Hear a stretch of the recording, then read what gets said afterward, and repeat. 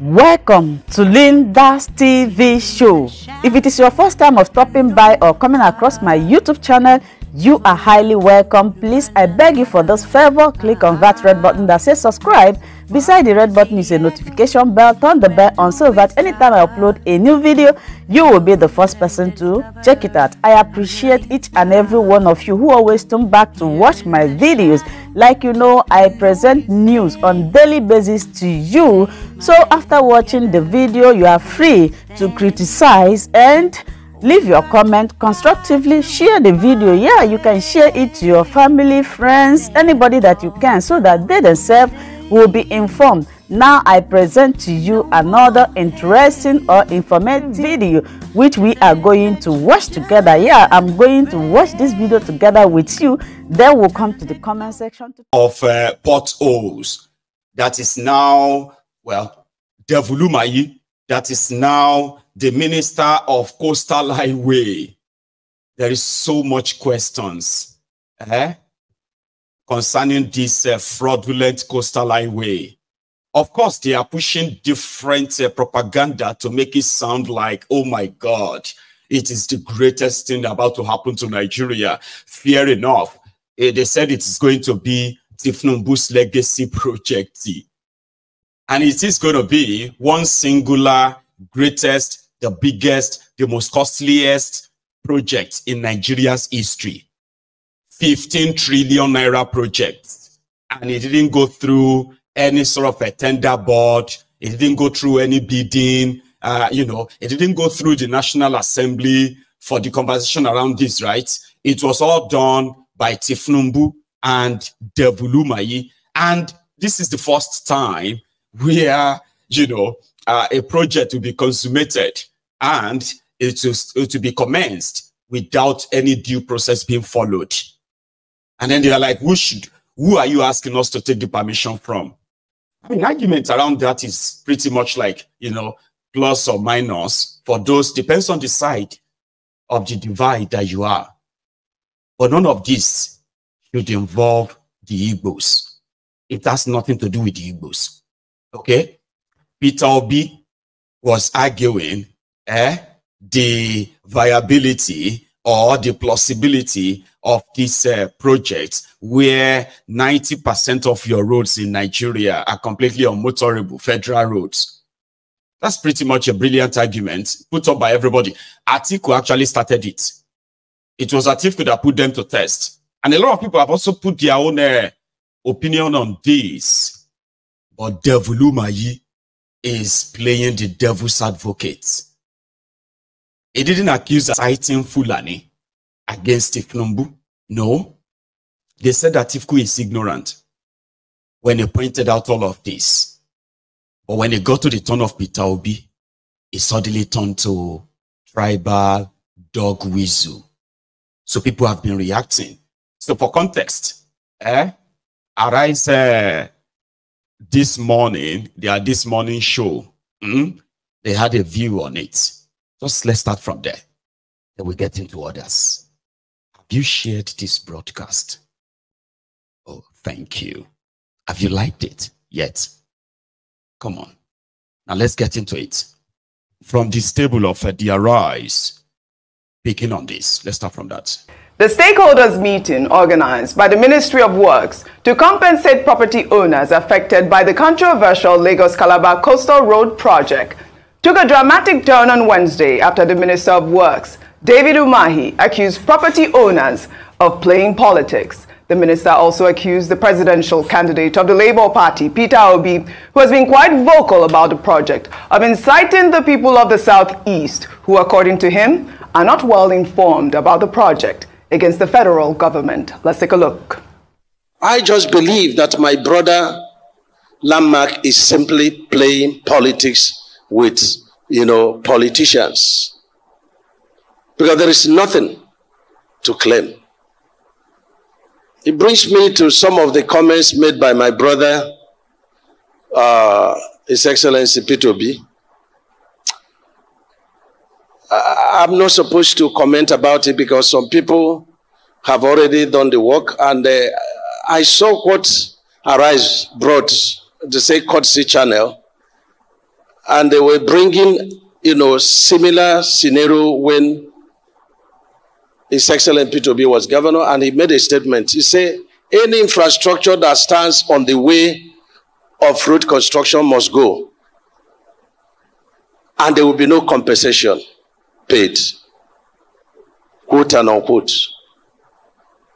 That's what he said. But look at me.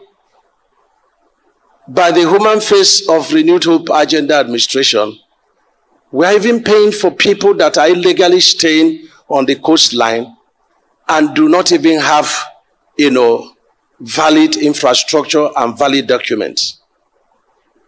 That is messy. That is messy. Some people darken counsel without knowledge. There is devil in details. When you bring judgment, when you condemn people, you bring judgment upon yourself. And that's what he has done. And I think he's inciting some of the Southeast people that are not well informed. He's inciting them, and he gets them into trouble, and he doesn't go to fight for them. Wisdom is a defense. We know money is a defense. But wisdom gives life to those that practice it. And I want our people to have wisdom because I'm involved. All right, Dave Umahi here. He made a lot of statements yesterday that were, I believe, quite inflammatory, because some people were saying, who made him the mouthpiece of the Igbo people? And he's talking about the fact that, Peter Obi is inciting the Southeast people. I don't know where that is coming from, because I believe he was referring to the video that we played yesterday where, Peter Obi had talked about reconstructing the roads. But, in Anambra State, when he was governor, Peter Obi has responded. Well, in his response, Peter Obi, in a series of tweets, clarified the video in circulation, stating that during his tenure as governor of Anambra State, he made it abundantly clear that all structures obstructing existing roads and lacking approval will be removed, and that his actions were aimed at prioritizing the repair and maintenance of existing infrastructure to safeguard the livelihoods of Nigerians and to ensure the efficient use of resources. He also addressed the comparisons and Umahi's accusation. His tweet reads in part, "The ongoing destruction and disruption of jobs and livelihoods associated with the Lagos-Calabar Coastal Road construction sharply contrasts with my administration's efforts to improve infrastructure while minimizing adverse impacts on communities. Regarding allegations of incitement against the government, I firmly reject these unfounded accusations aimed at tarnishing my character. My focus is on fostering constructive dialogue and inclusivity rather than engaging in divisive politics. Claims of incitement are baseless distractions. I have always advocated for unity and advancement, refusing to partake in reactionary, divisive politics." And we know that of Peter Obi because we have seen a lot of his statements on Twitter. He's very active on Twitter, and he always calls for unity. Again, in clarifying the video that was in circulation, Peter Obi maintained that he was removing infrastructure that was already on existing roads, and it was different from what's actually happening now. I'm happy Peter Obi has clarified, and I think Umahi was just rigmaroling and trying to divert attention by saying Peter Obi is inciting. He was not inciting anybody. There's something you call scale of preference in a project. We can't be doing a project of over 1 trillion of over 7 kilometers when the Ekpoma road is in a very dire condition and people cannot pass that road. There are other roads that need attention.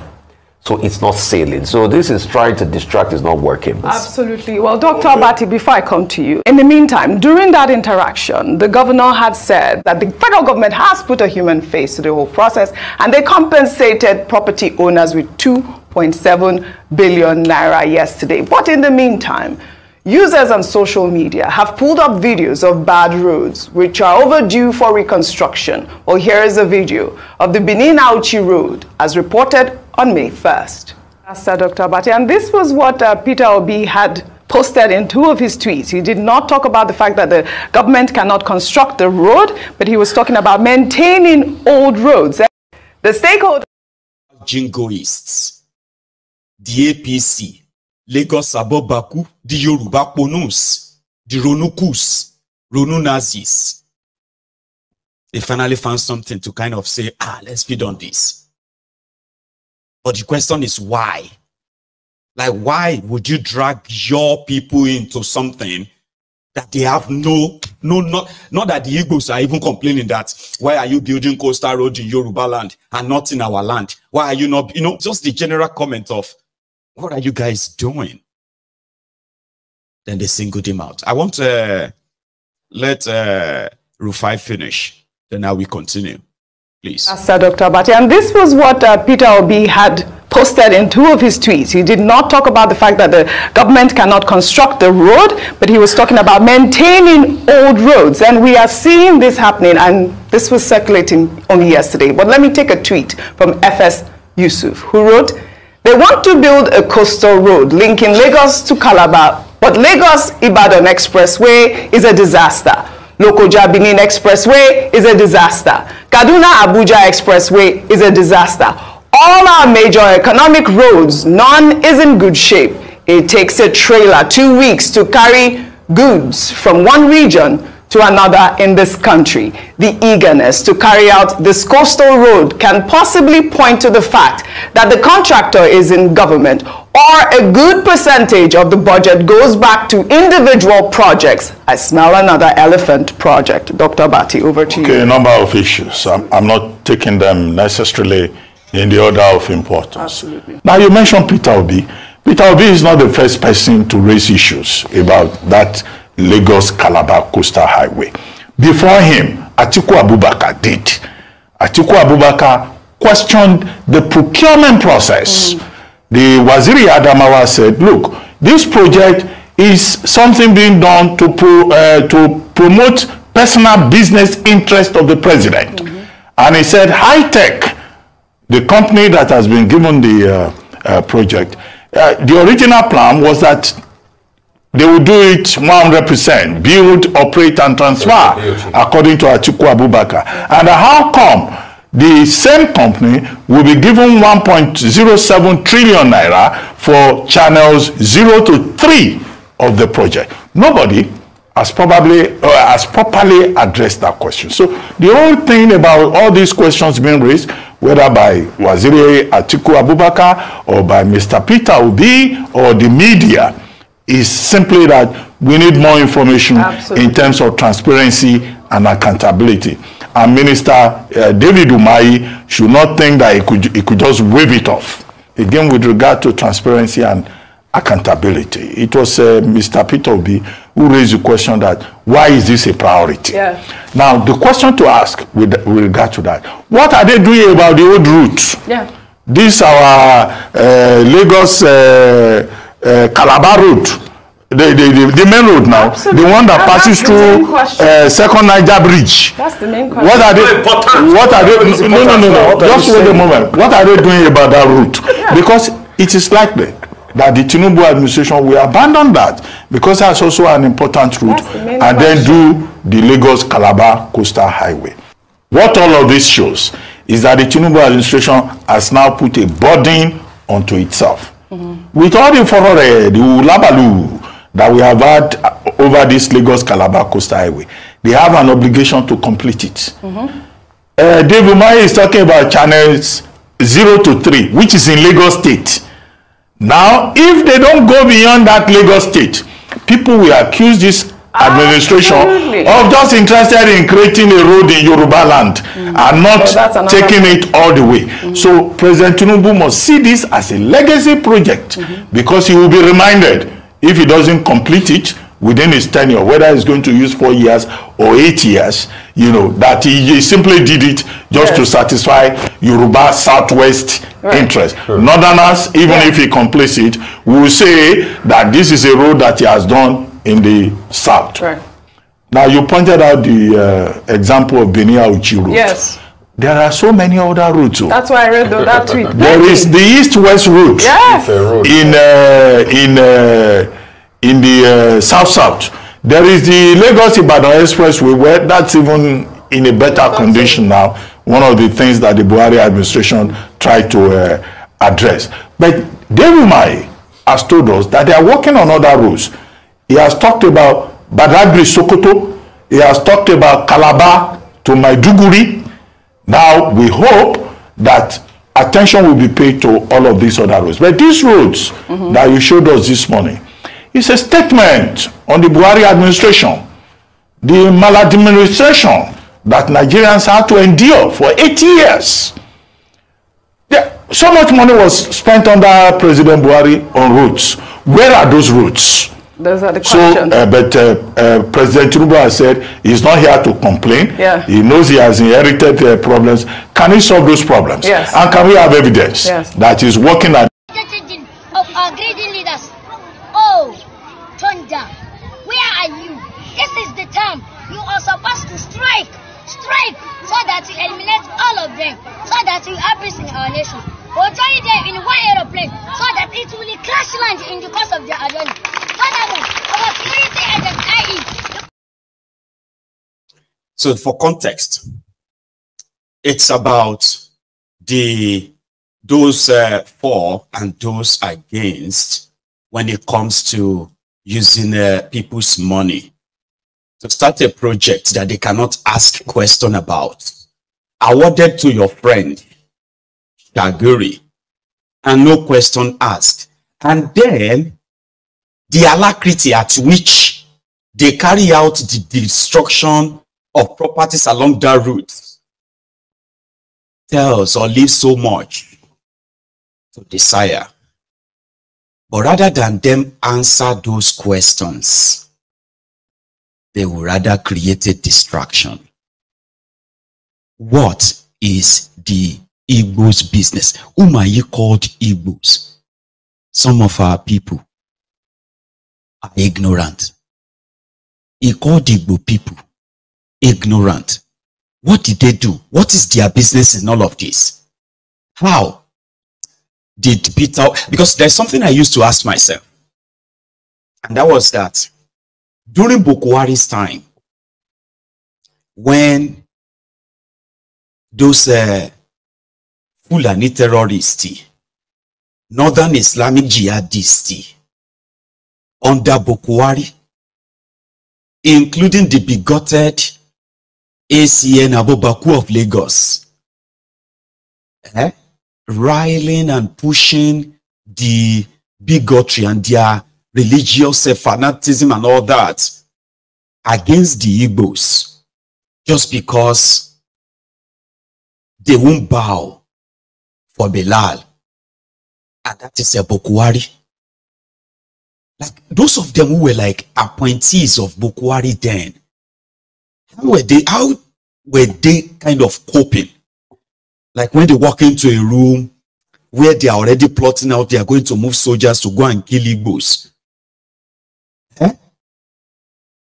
Here is a story of a young man that suffered, not just him, what young people suffered under Devil Umahi in Ebonyi State. What they suffered. Devil Umahi is the former governor of Ebonyi State.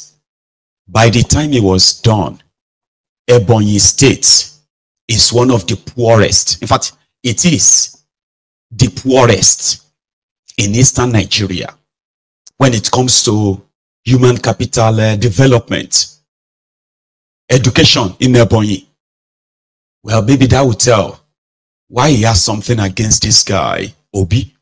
But some said it all started from when Atiku Abubakar jumped him in 2019 and picked Obi instead of him. And this was what Werewike said about him. So whatever it is between Umahi and Obi, why would you drag your own people into it, dog whistle them? Because, like I said, those of them who were under Boko Haram, who witnessed the hatred, the state-sponsored profiling of the Igbos in Nigeria, especially under Boko Haram, those of them who were Igbos in the room, I hope one day they will come out and tell us how they were really treated. And yet, they kept on doing all they could to help Bokwari murder many young Igbos and make some of them disappear. For the record, listen to this. Hello viewers, hello ladies and gentlemen, hello the world at large. I am Rita Chinemerem Anyego. I am a lawyer attached in Abakaliki here. I'm practicing here in Abakaliki. Over time, I've seen things happen. Over time, I've had things happen. Over time, I've had cases about a lot of injustice. Innocent people detained for no reason. You know, the worst part of it all is that most people are detained because of campaign. Just yesterday and today, like 30 people are innocent people, not just people, but innocent people are detained for just campaigning for people they care about, campaigning for what they believe. Please release them. And I am tired of this injustice. In fact, literally the entire judiciary is wrapped around politicians. It's wrapped around our executive, which is David Umahi. For some reason, he has oppressed them. He has tortured them into believing that he's a god, into believing he's a tyrant, and that is why they don't think they can do anything about it. And now most of them can do nothing but just give an unjust ruling about things and still let it go. Please, if no one else can hear me or do something about this, I am calling on the entire multiverse to help us. Ebony people are crying for help. Ebony people are dying. Ebubago torture and kill someone just for political purposes. No crime committed. Actually, as I'm speaking to you, Chief Linus is in prison now with mocked up charges. Everybody knows he's mocked up charges. But because he thinks he's a political opponent, you decided, or for some reason you decided to arrest him and detain him for no reason. They are now using judiciary against us. We are the poor citizens. We should be the judiciary is the last hope of common man. Where else do we think we can run to if not to the judiciary? Now judiciary has been politically subjected to weird things, to weird judgments. If you think you can appeal, where else do you appeal? To God, if not Supreme Court. But to weird judgments. If you think you can appeal, where else do you appeal? To God, if not Supreme Court.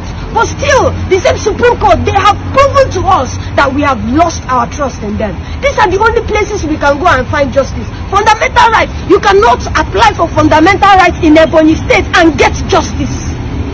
This is a living witness.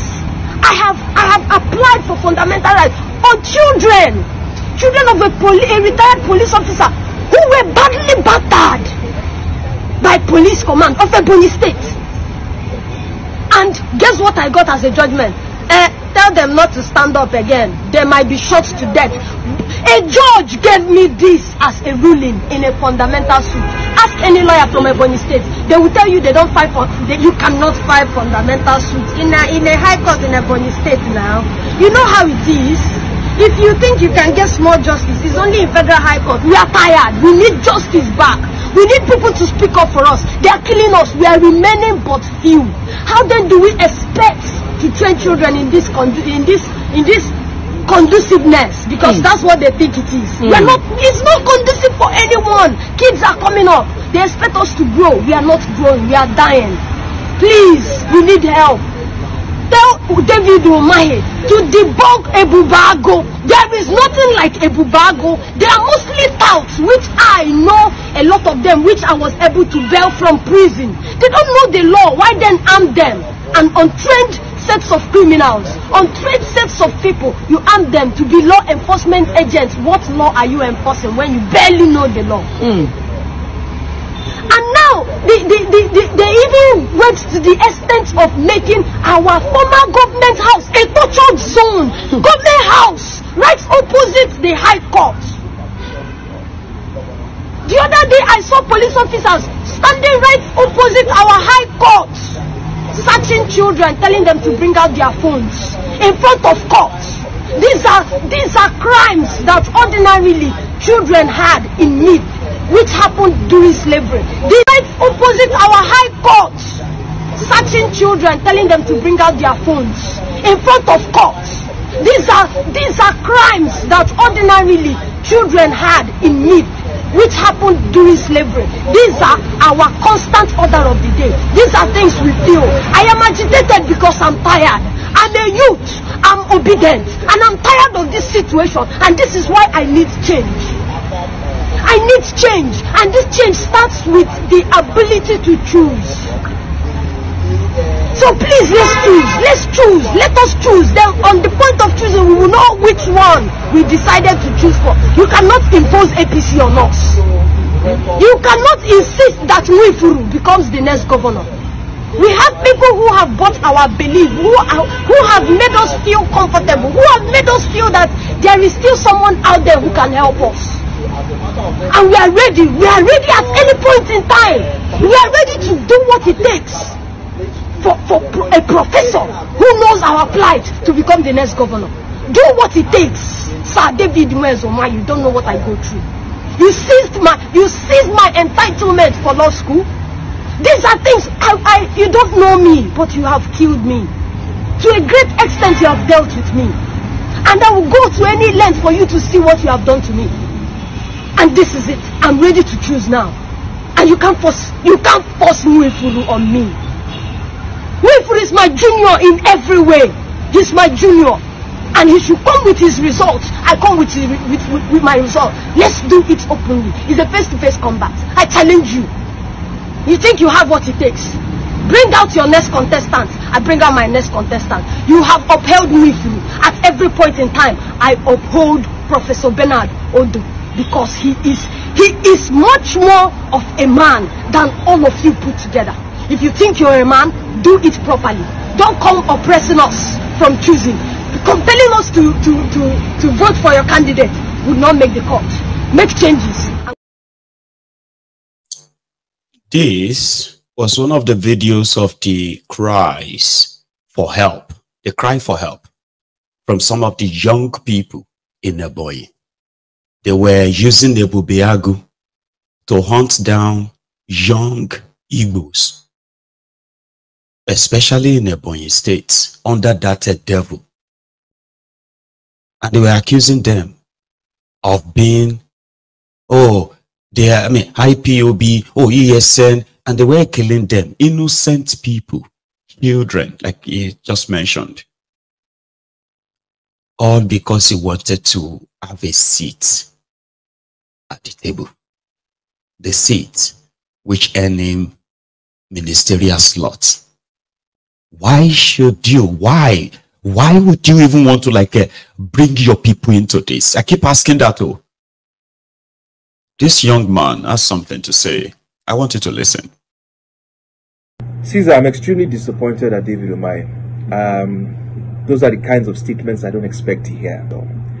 And he's a man I tend to respect, because he's a hard-working individual, and he knows his onions when it comes to engineering and Ministry of Works and roads constructions and things like that. So I have a lot of respect for him. But particularly I felt offended by that statement, because I've said it on this program severally. I detest the dog whistling of an entire ethnic group in Nigeria. And let's call a spade what it is. It's becoming one too many that we want to consistently and continuously scapegoat the Igbo ethnic tribe in Nigeria, and it's unacceptable. It is unacceptable because there is a history of violence targeted at that group since 1953 in our country. Listen, Caesar, a meeting was held in Lagos, not necessarily a meeting, in Parliament. Anthony Nahoro moved a motion for the independence of Nigeria. The North opposed that motion, and at the train station, when they were going back to their constituency, they met a crowd that was essentially mocking them. They got back to the North. Chief Akintola led a tour across the North, to campaign essentially for the independence, to rally the North in support of Nigerian independence. Guess what happened after that? Riots broke out in northern parts of Nigeria, particularly in KANU, where over 240 Igbos were massacred. Were they the ones that demanded for Nigeria to have an independence at that time? In 1966, particularly in May, months before the Civil War happened, thousands of them were massacred across northern cities, and they had to flee to the east for safety because thousands of them were indiscriminately killed for what they knew nothing about. Right? So let's not even talk about the Civil War and the hundreds of thousands that were massacred, and the fact that after 1970, this entire ethnic group had to start from the scratch again to begin to build their lives. And she's a look at what they have done since 1970. A group that left or started from nothing, went to Bauchi, went to KANU, went to Meduguri, went to Akure, went to Ogun State. And look what they have built in 40 years of hard work, grit, and no support from the federal government. Look what they have done from themselves. But what we consistently and continuously do is to signal hatred and violence against the group. And this thing has to stop. We can't continue a country. Listen, if you don't want a group of people to be a part, let them go then. I don't understand this. Every turn, there has to be an excuse to single out an ethnic group. I give you a typical example. Just like the past elections, I heard people telling, how can the Obi, for instance, have scored 98% in certain states to the north? How can he have scored 90%? Muhammadu Buhari, under a PDP-led federal government, scored over 90% votes in 4 northern states. Go and check the results in Katsina. Go and check the results in Bauchi. Go and check the results in Jigawa. He scored over 90% in those states under the leadership of the PDP as the federal government. So it was okay for Buhari to score over 90% in his own core constituency, but something utterly went wrong when Obi did it in the southeast. This ethnic group have always been part of a nationalist political party and never really have ever built a regional movement. All the times they have supported a political party have been national political parties right from the NCNC. Yeah, true. They have a stakeholder in the PDP. They don't have a regional party in the sense that we had ACN in the southwest, in the sense that they had AMPP in the north. They did not have the behemoth of a regional political party. So where is all this hate coming from?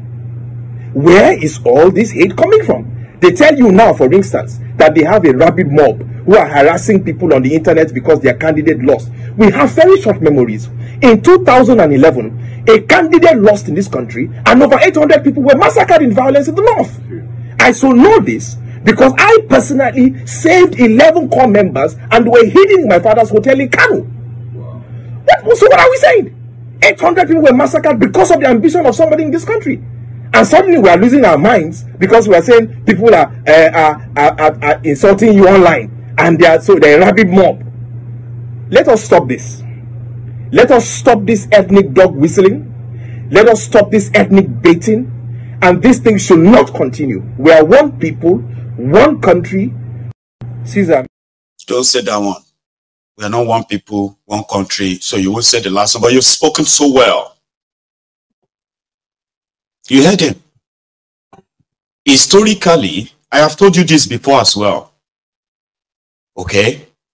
Whenever the ruiners, the criminals in charge of Nigeria, whenever they look for who to blame for their failure, for their own incompetence and corruption, just blame the Igbo. How many of you remember that? That it is like an unwritten code in Nigeria. How many of you remember that? That is Igbo profiling. And I was saying that, I told you that I said, saying it is not because Igbos need anybody's pity. It is just to open the eye of so many of you, of what it is to have a systemic Cold War in your country against an ethnic nationality. In this instance, the Igbos. So they don't need our pity. One thing you should remember is this. Those who chose to go for the Igbos, they will come for every one of you, because it is not just the Igbos they are coming for. They just make the Igbos like a national project, unwritten code. If you have no idea what is wrong with Nigeria, Just blame the Igbo. It's so easy. But when you ask them, majority of them, to tell you why they so much have this generational hatred towards the Igbos, they will have no real thing to say other than their people. Their people are always, and when you ask some of them, how many Igbos have you really encountered, have one-on-one relationship with in your life? Probably none. But they have been conditioned to be like that. Among the people that destroyed Nigeria, the Yorubas, the Hausas, the Fulanis, the Ijos, the rest of all, all those ones who have had a shot at the government of Nigeria, nobody is even asking them to build bridges. Only the Igbos are told to build bridges. Bridges with who? Okorocha built bridges, became Julius Baja. Last, he even spoke Arabic. It all came back to nothing. Because from those of you who know the history of Nigeria now, especially those of you who have followed the history on this platform, you shouldn't be so surprised when they came for the communists. I look away because I'm not a communist. They came for the socialists. Well, I'm not a socialist, so I looked away. And they came for the Jews. Oh, fair enough, I'm not a Jew. I watched them kill them. So I'm spared. Then they came for the Christians. So, well, thank God I'm not a Christian. Then they came for the Muslims. So fair enough, I'm not a Muslim. So I'm spared. Then they came for the atheists. So well, I'm not atheist, so I'm spared. Then they came for me. And there was nobody to speak for me. And that is why I kept saying it on this platform. Do not inherit any of their enemies. Do not get drowned into get drowned in their war. Because if you look at everything from day one that is wrong with that contraption, it has always been the politicians and the politics. The politics of Azikiwe, Awolowo, Ahmadu Bello, Tafawa Balewa, and the British, you all have heard the story. All of that led us to this one. And out of 63 years of Nigeria independence, the northern Nigeria has ruled for 47 years of that. Well, the southern Nigeria, I've had about 16 years too. When I say southern Nigeria minus the Igbos. But guess what? For all of the northerners who destroyed Nigeria and the southerners who also helped them destroy Nigeria for that 63 years, it is only the Igbos that need to build bridges. Yet they want to leave. A lot of you have forgotten that you actually had to fight war, commit genocide to force them to remain in Nigeria. As well as all the politics that followed.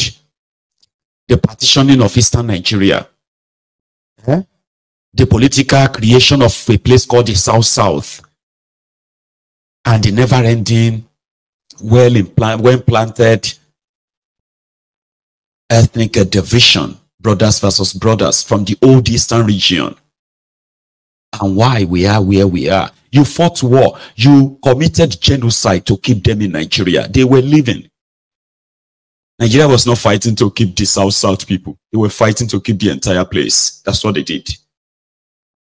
The men that committed all of this came back together. For those who survived, they were together in their old age. They even grew old. Ojukwu grew very old before he died. Awolowo was very old before he died. Gowon is currently shaking and vibrating because he's also very old. Nigeria failed to acknowledge this genocide. Those who committed the genocide were rewarded. Some of them became president afterward. So they said, no winner, no vanquish. And the wound was partially covered, but never healed. Umahi. Umahi is probably a teenager when that war of attrition broke out. He is not just a child of history. He actually lived through history himself. But for his own political selfishness, he decided to be the one to use the political comments of people like him. Obi is like him because Obi is also a politician inside Nigeria, to throw your entire tribe under the bus. That is very low, even for Umahi. I'm not surprised. I will be surprised if those of you who are really educated, Yoruba, Hausa, Igbo, or what have you, are also very much invested in this, since somehow it could be appealing to your bigotry. Now that everybody is actually living a lie in that country, okay, where the government is sponsoring the media or sponsoring people on social media to go tell the people that this one is sad though, but make I show you something. The government that is telling you that they want to generate employment, attract investors, have chosen to start a scam, a fraud called the Coastal Highway that they have no real plan of building. I have said this and I will remind you, whether it's going to be another 4 years or another 10 years, I will be here to remind you. They have no plan of constructing anything. It is a pure land grab using the federal might. But before I show you this, right? Before I show you this, I want you to listen to this. Somebody actually told Umahi at the meeting where he organized to make himself feel better, but decided to now turn it into a tribal or ethnic dog whistle. They don't even get any land to claim because the shore that they said they have a map, according to this man, is long gone. Watch this. Already. And where you are calling Coastal Way, you are not in Coastal Way. You can check it on your system. Where you are putting your alignment now is on top of the sea of Ohanaeze. It's not what you are looking for. If you are looking for your Coastal Way, is inside the ocean already. Yes. When we are calling by more than 30 years now for the federal government to come and claim the land for us, the coastal. You people do not come to do that. Yes. Now our own community, you want to be claiming it is the ocean move there. Yes. The ocean is there. If you want to do, if you want to claim anything ocean, it's inside the ocean already. Yes. This guy, you correct. Our own community, you will claim it is the ocean. It's not your. They put up a show to make it look like the landmark guy was trying to. Hello my wonderful people, as we have finished watching this interesting video, please, I want to see your comment, your contribution, your opinion in the comment section. Yes, like money on the beat. Let us do it constructively. And you're welcome to Linda's Tell TV me show. What you think about this video, the home of news and analysis, and also where you get your information about the happenings in the globe, especially in Nigeria. Please remember to subscribe.